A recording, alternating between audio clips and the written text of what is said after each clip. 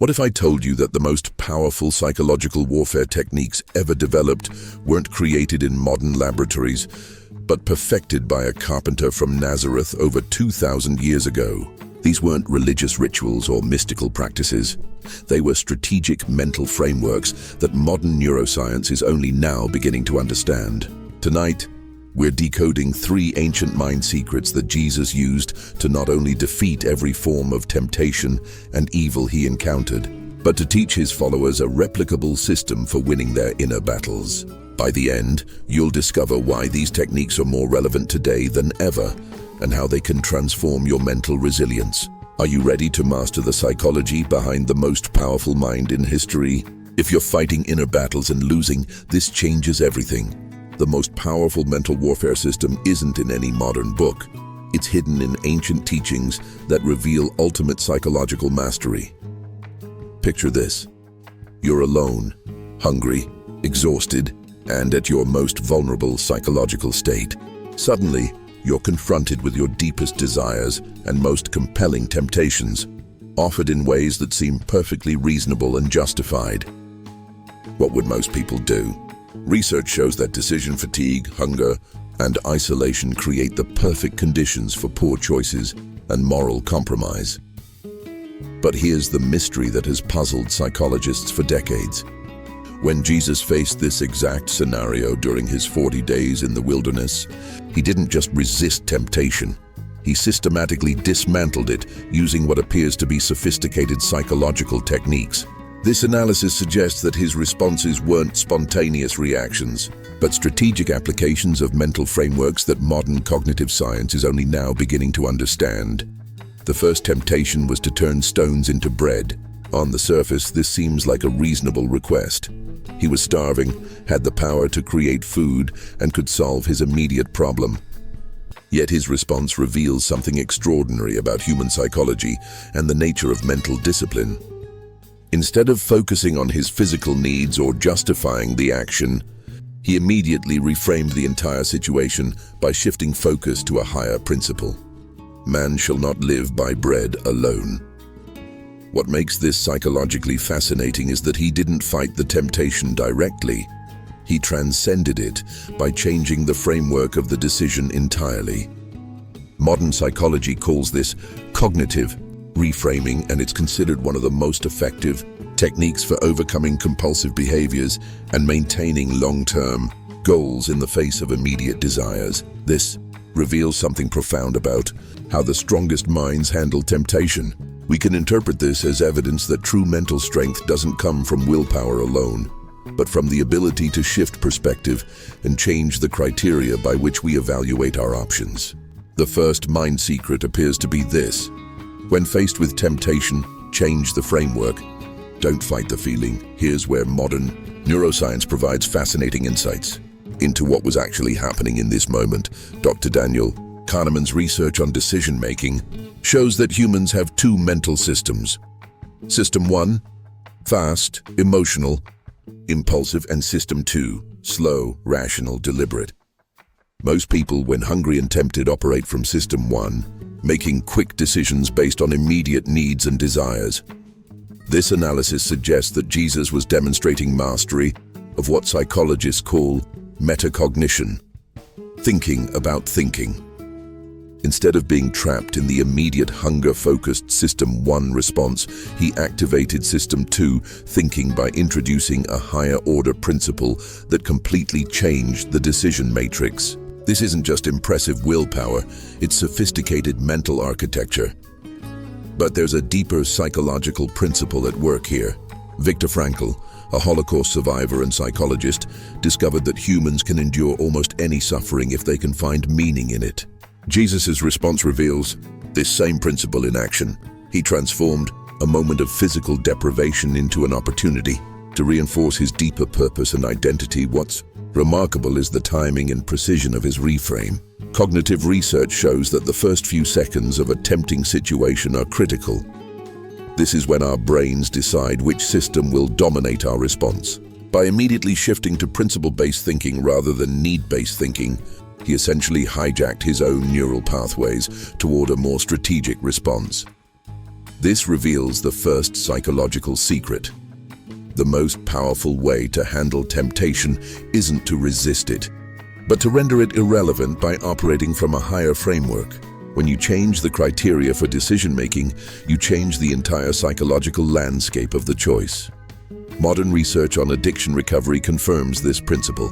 People who successfully overcome compulsive behaviors don't typically succeed through willpower alone. They succeed by developing what researchers call values-based decision-making, where they evaluate choices against their deeper identity and long-term vision, rather than immediate impulses. The carpenter from Nazareth was demonstrating advanced applied psychology.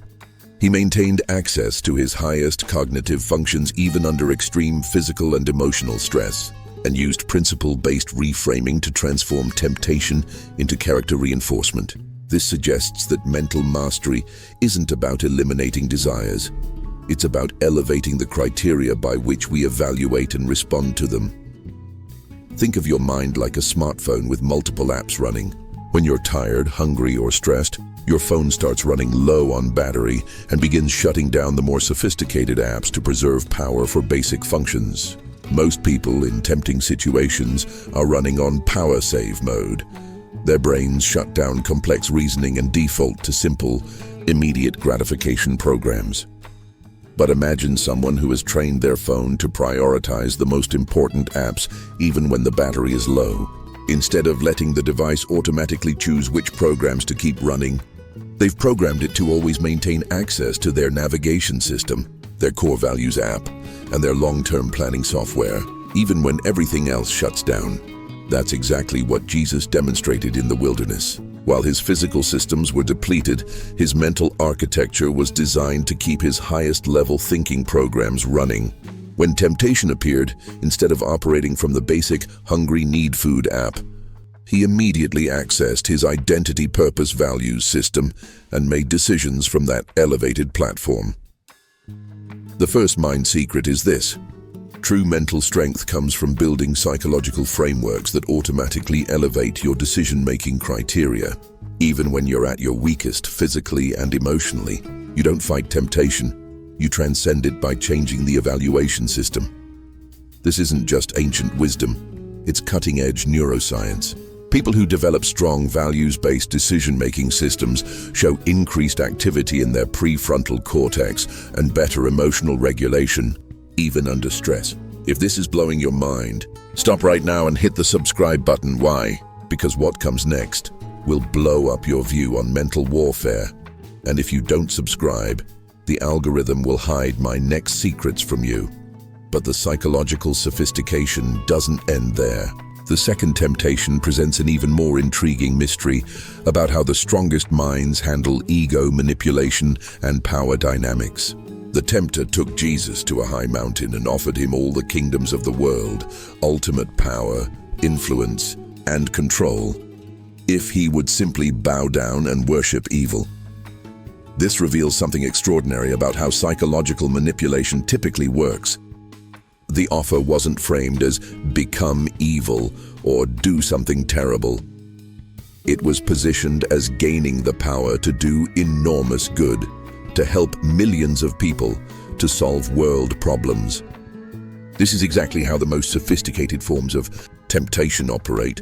They appeal to our highest motivations while requiring compromise of our deepest principles. What makes this psychologically fascinating is that Jesus was being offered a shortcut to achieving what appeared to be his ultimate goal, influencing and helping humanity. The tempter was essentially saying, "You want to save the world? Here's an easy way to get the power to do it. Just one small compromise of principle." This presents a profound psychological dilemma that modern leaders face constantly. The choice between maintaining integrity while building influence slowly, or compromising principles to gain power quickly with the justification that the ends justify the means. Research by Dr. Dan Ariely shows that people are most likely to compromise their ethics when they can rationalize the behavior is serving a greater good. Yet Jesus' response reveals something extraordinary about psychological integrity under pressure. He didn't engage with the cost-benefit analysis, didn't weigh the pros and cons of the deal, and didn't try to negotiate better terms. Instead, he immediately recognized the fundamental flaw in the entire proposition. True good cannot be achieved through evil means, regardless of the scale of potential positive outcomes. We can interpret this as revealing the second mind secret. The strongest minds don't evaluate tempting offers based on their promised outcomes. They evaluate them based on the integrity of the process required to achieve those outcomes. The psychological principle underlying this response represents what researchers call deontological ethics in decision-making, based on the inherent rightness or wrongness of actions rather than their consequences. But there's a deeper neurological mechanism at work here that makes this response even more remarkable. Dr. Joshua Green's research using brain imaging shows that when people face moral dilemmas, two different neural networks compete for control. The emotional limbic system, which focuses on outcomes and benefits, and the rational prefrontal cortex, which focuses on principles and rules. Most people experience this as internal conflict. Part of them wants the beneficial outcome, while another part resists the problematic means. This analysis suggests that Jesus demonstrated what we might call integrated moral decision-making, a psychological state where there's no internal conflict because the principle-based evaluation system is so well developed that it automatically overrides outcome-based temptations. This isn't moral rigidity. It's sophisticated understanding of how power and character actually interact. Modern research on leadership psychology confirms something fascinating about this approach. Leaders who maintain strict ethical standards paradoxically often achieve more lasting influence than those who compromise principles for short-term gains. Dr. Jim Collins's research on great leaders shows that the most transformational figures in history combined what he calls personal humility with professional will. They refused personal aggrandizement while pursuing their mission with relentless determination. What makes Jesus' response psychologically brilliant is that he recognized something that most people miss. Accepting power through compromise doesn't just corrupt the means, it corrupts the person wielding the power, which ultimately corrupts all outcomes achieved through that power. He understood that character and influence are neurologically linked. You cannot separate who you are from what you can authentically accomplish. The second psychological secret emerges here. Lasting influence requires character integrity because your internal psychological architecture determines the quality and sustainability of everything you create externally. When you compromise your decision-making framework to gain power, you damage the very faculty you need to use that power wisely. This reveals why so many leaders who achieve power through questionable means end up destroying what they built. Their compromised decision-making systems eventually turn against their own goals. The carpenter understood that true power comes not from what you're willing to do to get it, but from who you become in the process of earning it legitimately. Imagine your integrity like the foundation of a skyscraper. A contractor approaches you with a proposal. I can build your building 50% faster and cheaper, but we'll need to cut some corners on the foundation. Don't worry. The building will look exactly the same from the outside, and you can help so many more people once it's finished. Most people would be tempted by this offer. After all, if the goal is to create something that helps people, why not take the shortcut? But any structural engineer will tell you that foundation compromises don't just risk the current building. They guarantee that everything you build on that foundation will eventually collapse, and often at the worst possible moment when people are depending on it most. Jesus understood that character works exactly like structural integrity. You can't compromise the foundation without compromising everything built on top of it. When the tempter offered him all the kingdoms of the world through a shortcut that required bowing to evil, he recognized this as a foundation-level compromise that would ultimately destroy anything he tried to build, regardless of how good his intentions were. The second mind secret is this. True power comes from refusing to compromise your decision-making integrity, even when the compromise promises to help you achieve good outcomes faster. Your character is your foundation. Protect it at all costs because everything else you build depends on it. Modern research on ethical leadership proves this principle. Leaders with strong character foundations create organizations and movements that outlast their own lifetimes, while those who compromise for quick results typically see their achievements crumble. If you're still watching, you are different from most people. Prove it. Leave your like now and subscribe, because people like you deserve to know all the secrets I'll reveal in the next videos. Now we reach the most psychologically sophisticated demonstration, and the one that reveals the deepest secret about building mental resilience in others. The third temptation was perhaps the most subtle and dangerous. The tempter took Jesus to the pinnacle of the temple and suggested he throw himself down, quoting scripture to justify it. He will command his angels to guard you, and they will lift you up in their hands. This presents the most complex psychological challenge yet. Spiritual manipulation disguised as faith. The tempter was essentially saying, "You trust God, right? Then prove it by taking this extreme risk. After all, Scripture promises protection." This is psychological manipulation at its highest level, using someone's deepest beliefs and values to justify dangerous or destructive behavior. What makes this particularly insidious is that the suggestions seem to align with everything Jesus taught about faith and trust in divine protection.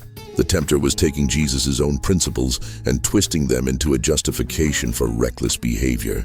This is exactly how the most sophisticated forms of manipulation work.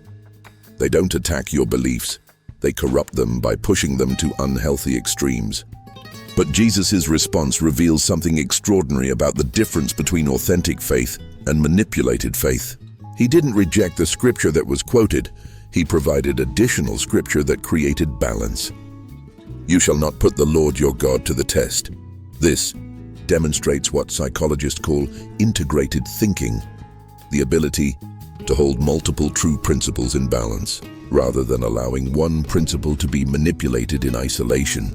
This analysis suggests that Jesus understood something crucial about human psychology. Any strength taken to an extreme becomes a weakness. Faith becomes recklessness, courage becomes foolhardiness, confidence becomes arrogance.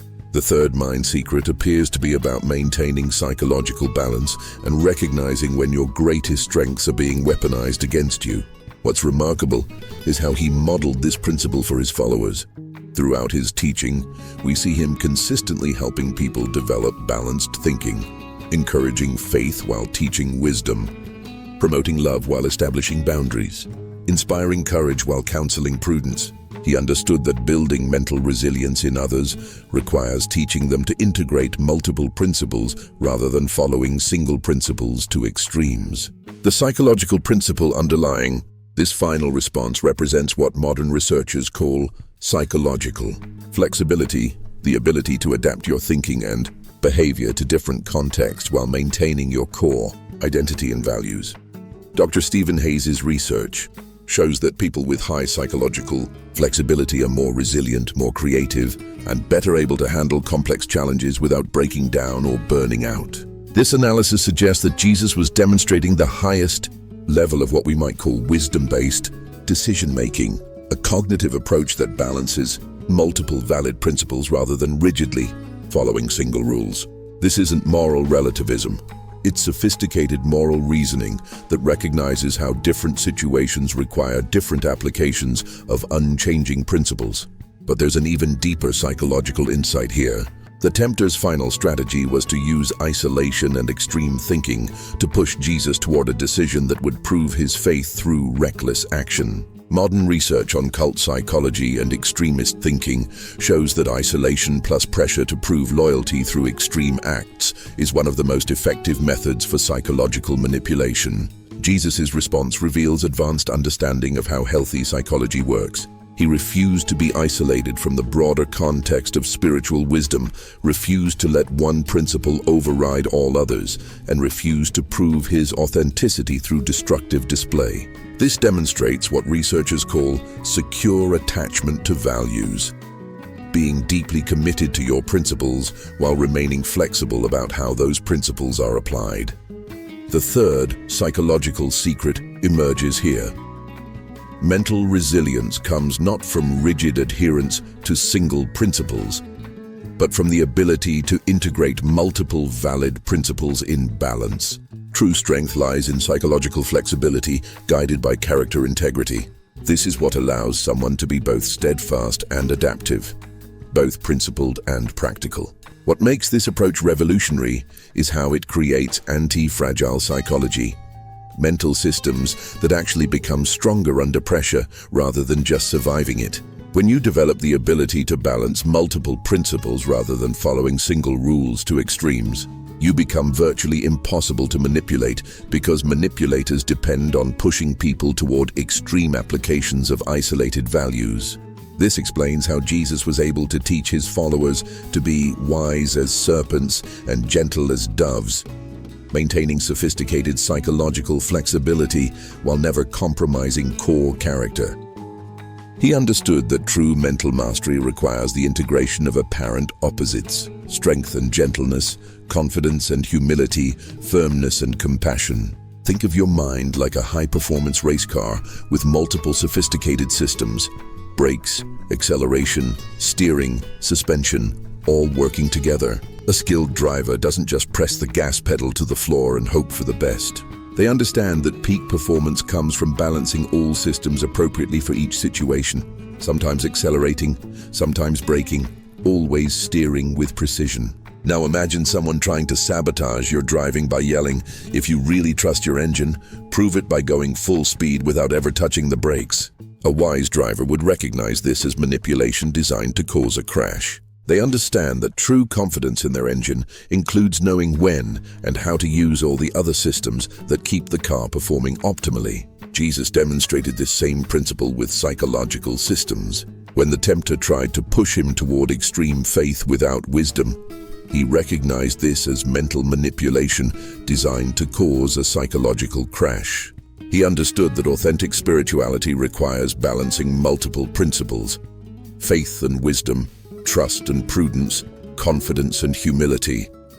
The third mind secret is this: true mental strength comes from psychological flexibility, the ability to integrate multiple valid principles in balance rather than following single principles to extremes. Any strength taken too far becomes a weakness, and the strongest minds know how to keep all their psychological systems working together harmoniously. This isn't compromise, it's integration.